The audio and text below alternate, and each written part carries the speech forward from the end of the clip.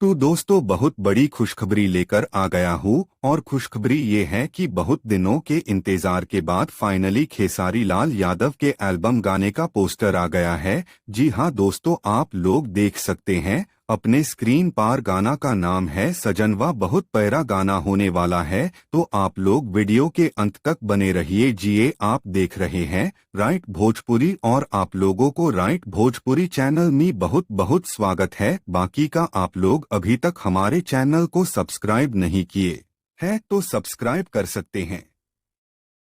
तो दोस्तों इस सजनवा गाने को लिखे है प्रभु बिशुनपुरी ने, म्यूजिक दिए हैं बिक्की बॉक्स ने। और दोस्तों ये गाना आ रहा है खेसारी म्यूजिक वर्ल्ड से। तो आप लोग तैयार रहिए, जिए धमाल मचा देना है। और इस गाना में नजर आने वाली है खेसारी लाल के साथ एक्ट्रेस रानी वही आम के स्वाद वाली। तो दोस्तों इस सजनवा गाने को गए हैं सिर्फ खेसारी लाल यादव ने, और ये गाना 4 या 5 तारीख को सुनने को मिल जाएगा। तो चलिए दोस्तों इस वीडियो में इतना ही, मिलते हैं किसी अगले वीडियो में। जय हिंद, जय भारत।